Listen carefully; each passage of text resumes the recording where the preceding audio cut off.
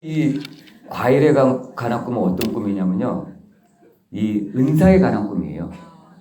여러분들이 혹시 오늘 이후로 과일에 관한 꿈을 꾼다면 하나님께서 나에게 은사를 주시는구나 라고 생각하시면 돼요. 과일처럼 맛있고 아주 매력적이고 그런 은사를 하나님께서 주시겠다는 꿈이죠. 그래서 그런 은사들을 제가 받았는데 그 당시에는 이게 무슨 꿈인지도 몰랐고 하나님께서 꿈에 대한 것을 계속 생각나게 하셨어요. 그래서 제가 그거를 적어놓고서 이제 꿈이 어떤 것인지 하나님께 계속 물으면서 이제 생활을 했죠. 그래서 이 과일에 관한 꿈을 통해서 제가 이제 그때부터 꿈에 대해서 이렇게 눈이 띄기 시작해요. 그래서 눈이 띄기 시작하면서 이런 꿈은 이런 거구나, 이런 꿈은 이런 거구나 하고 이제 하나하나 알게 되었던 것이죠. 자, 그래서 저는 이제 이 하나님께서 개척을 준비하면서 꿈에 관해서 제가 이제 성도들을 가르치고 또 꿈에 대해서 영안이 열리게 하고 꿈에 대해서 자기의 삶을 인도함 받게 그렇게 이제 목회를 이끌어가고 있는데 자, 그렇다면 이 오늘 본문 말씀 여러분들 읽으셨죠? 오늘 본문 말씀에도 보면은 보아도 보지 못하고 들어도 듣지 못하고 마음으로 믿어 깨달지 못하게 함이니라 라고 기록하고 있는데요. 이 앞절 13장 이 앞절에 보면 예수님께서 굉장히 많은 비유를 사용하신 것을 우리가 볼 수가 있습니다. 여러분들이 그냥 어느 정도 신앙생활 하신 분 같으면은 예수님이 비유하면은 굉장히 머리 많이 떠오를 거예요. 제가 잠깐 이렇게 말씀드리자면 이 앞절에는 씨 뿌리는 비유가 있습니다. 예수님께서 이렇게 말씀하시죠. 씨 뿌리는 자가 밭에 나가서 씨를 뿌릴 때 더러는 길가에 떨어지고 더러는 돌밭에 부러지고 더러는 가시밭에 부러지고 더러는 좋은 밭에 떨어졌다. 이것이 무슨 뜻이냐 이렇게 물어보죠. 제자들도 굉장히 궁금했을 거예요. 이렇게 재밌는 이야기 도대체 예수님께서 어디서 어떻게 이렇게 많이 났을까? 그리고 또 열처녀 비유 여러분들 다 아실 거예요. 신랑이 오는 것을 준비한 열처녀가 있었죠. 5은 등불을 준비하고 기름을 준비하고 졸지 않고 신랑이 오기를 기다렸다. 5은 졸고 지쳐갖고 졸고 지쳐 있었다. 누가 신랑이 온다고 소리 들으니까 누가 그 신랑과 함께 천국에 들어갈 수 있느냐. 예수님께서 이런 비유를 또 사용하셨죠. 또 선한 사마리아 비유, 포도원 비유, 천국에 관한 겨자씨 비유. 아주 그거를 나열하자면은 아주 이 한 시간이 부족하겠죠. 여러분, 예수님께서 이렇게 많은 비유들을 사용하셨다는 것이죠. 근데 제가 이 하나님께서 이런 꿈에 관한 눈을 저한테 열어주기 시작하시면서 제가 한 가지 이 말씀을 묵상하시면서 느낀 게 뭐냐면은 도대체 예수님께서는 이 많은 재미있는 이야기들을 어디서 나셨을까라는 그런 의문을 갖게 됐어요. 여러분 혹시 그런 의문 가져본 적 있으십니까? 근데 한 가지 이상한 것은요. 여러분 예수님의 직업이 뭔지 아세요? 목수시죠. 목수. 그렇습니다. 예수님께서는 목수셨는데 그 마가복음 6장에 보면은 바리새인들과 서기관들이 와서 예수님께 이렇게 묻죠. 이가 목수의 아들 예수가 아니냐. 그의 형제 안드레, 야고보, 요셉 다 여기 있지 않느냐. 그리고 그 누이 마리아 우리가 알지 않느냐. 근데 이의 말씀의 언변과 지혜와 이 능력들이 도대체 어디서 난 것이냐라고 얘기하면서 예수님을 배척하는 장면이 나옵니다. 예수님께서 그 많은 비유와 기적과 이적을 얘기하셨죠. 그렇다면 예수님께서는 도대체 그 비유가 어디서 났다는 거죠. 예수님께서 글 쓰는 사람이었나요? 소설가도 아니었어요. 수필가도 아니었어요. 그 당시에 랍비나 바리새인들은 교육을 받았습니다. 세리들도 교육을 받았죠. 이런 교육을 받은 사람들은 아마 교육을 받아서 그런 재미있는 이야기를 놨을 수도 있습니다. 또 그 당시에 유대인이 쓰는 그러한 구약의 이야기들 보면 재미있는 이야기들이 있었습니다.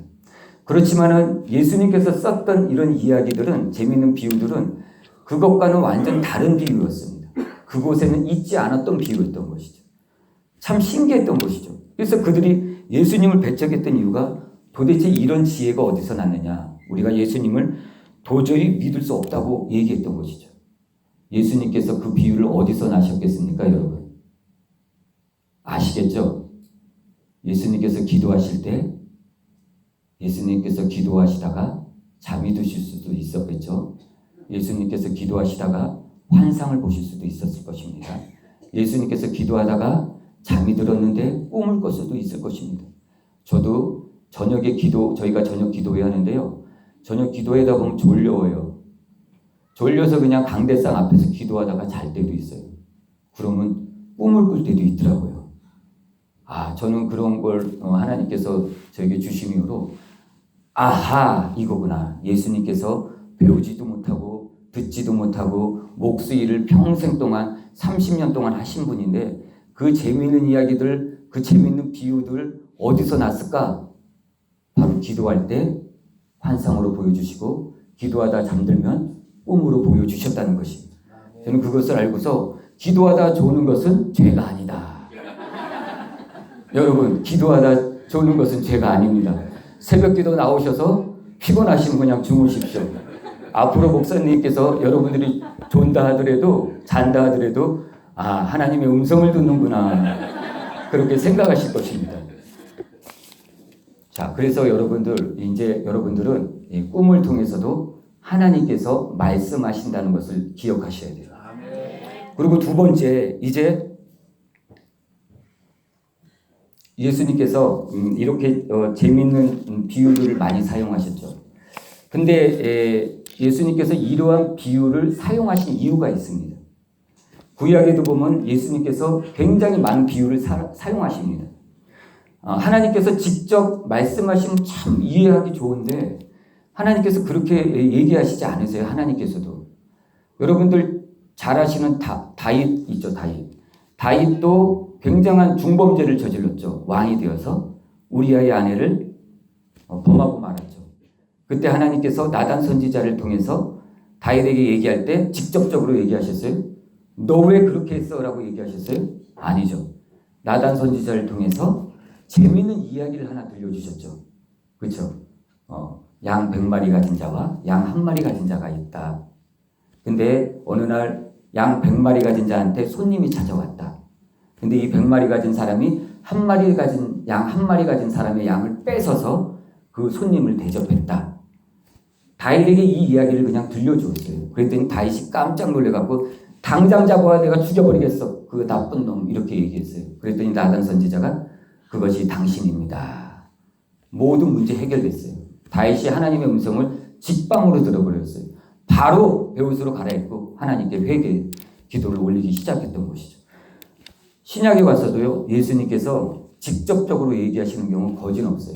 예수님께서 다 재미있는 이야기들을 다 들려주셨어요. 근데 보아도 보지 못하고 들어듣지 못하고 마음으로 믿어 깨닫지 못하는 사람들이 너무나도 많았어요.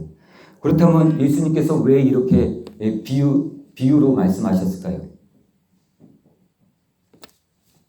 마음으로 믿어 깨달아 고침을 받을까 두려워함이라고 오늘 본문 말씀은 기록하고 있습니다. 놀랍게도 예수님께서 이렇게 비유로 말씀하신 것은 우리가 이해하라고 또는 우리가 쉽게 받아들이라고 또는 직접적으로 얘기하면 마음에 상처받으니까 우리가 돌려 얘기하잖아요. 상처받으니까 돌려서 얘기한 것도 아니에요. 예수님께서 그렇게 비유로 얘기하신 이유는 재미있는 이야기를 하신 이유는 바로 우리가 마음으로 믿어 깨달아 고침받을까 두려움이라고 얘기하셨던 것입니다. 자, 그렇다면 오늘 이제 우리들은 꿈을 꿀 때 꿈을 볼 줄 알아야 돼요. 제가 교회 개척을 하려고 나와서 제일 많이 꾼 꿈이 있어요. 이 꿈을 한 20번 정도를 꾼 것 같아요. 그게 어떤 꿈이냐? 화장실 꿈이에요. 화장실 꿈만 꾸면 저는 노이로제가 걸릴 정도였어요. 그래서 잠자다가도 화장실 꿈을 꾸면 벌떡 일어나서 하나님 앞에 바로 엎드려 버려요. 하나님 용서해 주세요. 부족한 거 있으면 고쳐주세요. 이렇게 기도를 하게 됐어요. 노이로제가 걸릴 정도였어요. 노이로제 여러분이 꿈을 꾸면. 그러니 그 고치지 않고 배기겠어요 제가? 근데 이 화장실 꿈을 제가 어떤 꿈을 꿨냐면 제가 처음에 개척을 하려고 나왔을 때 얼마 안 됐을 때요. 한 두세 달 됐으려나? 하나님께서 하도 불쌍하니까 저한테 꿈을 주셨는데 화장실 꿈을 주셨어요. 근데 제가 화장실에 볼일을 보려고 들어갔는데 화장실이 너무 지저분한 거예요. 그래서 볼일을 볼 수가 없어요. 그래서 제가 그냥 이 화장실 들어갔다 도로 나고 저 화장실 들어갔다 도로 나고 계속 그러다 꿈을 깼어요. 그리고 또 한 번은 제가 화장실을 볼일을 보려고 또 꿈에서 들어갔는데 그 화장실이 푸세식 화장실이에요. 요즘 푸세식 없잖아요. 물론 선교지 가면은 푸세식도 있지만은 푸세식인데 또 너무 지저분해. 그래서 제가 볼일을 못 보고 나왔어요. 그리고 또 한 번은 또 꿈에서 제가 화장실에 들어갔는데 변기가 이렇게 꺾여져 있어요. 누워져 있어요. 꺾여갖고 누워져 있어요. 그 볼일을 어떻게 봐요? 못 보는 거죠. 그리고 또 한 번은 화장실에 들어가서 또 화장실 청소를 열심히 하는 꿈을 꿨어요. 여러분, 이 화장실은 어떤 곳입니까, 여러분? 화장실 가서 여러분 뭐 하세요? 쉽게 물어볼게요. 그렇죠. 문제 해결하죠. 여러분들이 갖고 있던 더러운 것들, 몸에 있던 것들, 그런 거 다 배설하는 장소죠. 배설하고 또 있던 뭐 쓰레기라든지 지저분한 휴지 이런 거 다 버리고 가는 곳이 바로 이 화장실이에요. 그래서 이 꿈에서 화장실은 어떤 거를 의미하느냐? 교회를 의미할 수도 있고요. 또 목회자 자신을 의미할 수도 있어요. 그래서 하나님께서 이 부족한 사람이 개척하겠다고 나오니까 이 화장실 꿈을 보여주면서 네가 이렇게 준비가 안 되었다라고 말씀해 주시는 거예요. 누가 너에게 와서 죄를 고백하겠느냐? 누가 너에게 와서 안식을 얻겠느냐? 누가 너에게 와서 평안함을 느끼겠느냐? 못 느낀다는 거예요. 하나님께서 저의 그 영적 상태, 마음의 상태를 부족한 종에게 보여주시면서 기도하고 고쳐라 라고 말씀하시는 거예요. 그래서 저는 그 꿈을 꾸고 나서 처음에는 그 꿈을 꿨을 때 무슨 뜻인지 모르니까 그냥 뭐 암꿈도 아니겠지 하고 그냥 지나갔었는데 꿈을 볼 줄 알고 눈이 떠지게 되니까 그 꿈만 꾸고 나면 이제 막 기절 초풍하고 저는 바로 하나님 앞에 엎드려지는 거예요. 하나님 용서해 주세요. 제가 부족합니다. 제가 연약합니다. 고쳐주세요. 고쳐주세요 하나님. 이렇게 기도하게 되었던 것입니다. 그래서 오늘 본문 말씀에도 그렇게 나와 있죠. 보아도 보지 못하고 들어도 듣지 못하고 마음으로 믿어 깨닫지 못하게 함이니라. 왜 그러냐? 고칠까 두려워함이라고 성경이 기록하고 있습니다. 오늘날 사랑하는 이 시온자 순복음교회 성도 여러분들도 하나님께서 굉장히 많은 통로로 보여주십니다. 하나님께서는 일방적으로 한 통로로 말씀하시지 않습니다. 하나님께서는 꿈으로도 환상으로도 묵상으로도 귀트로도 또 직접적으로도 말씀하십니다. 근데 우리가 그 음성을 들을 줄 모르는 거예요. 그래서 하나님께서 보여주셔도 보아도 보지 못하고 들어도 듣지 못하고 깨닫지 못하는 거예요. 그러니 고칠 수가 없는 것이에요.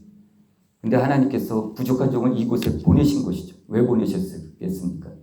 여러분들이 이제부터는 이 꿈을 통해서 또 환상을 통해서 이러한 것을 보고 듣고 깨달으라고 하나님께서 오늘 말씀을 주신 것이죠. 오늘 하나님께서는 여러분들에게 두 가지를 말씀하십니다. 어떤 것을 말씀하십니까? 여러분들에게 예수님께서 왜 이렇게 비유로 말씀하셨냐라고 보여주셨죠. 예수님께서 이러한 재미있는 이야기들을 주신 것 여러분들에게도 주실 수 있다는 것입니다. 우리가 가져야 할 것은 뭡니까? 하나님께서는 이러한 통로로도 말씀하시는구나 하는 마음을 오늘 여러분께서 먹으시면 됩니다. 그리고 두 번째는 그렇게 보고 듣고 깨달았을 때 마음으로 믿어 고침을 받는다는 것입니다. 이제부터 여러분들은 보고 듣고 믿어 마음으로 깨달아 고침받는 성도 되시기를 예수 그리스도의 이름으로 축원드립니다.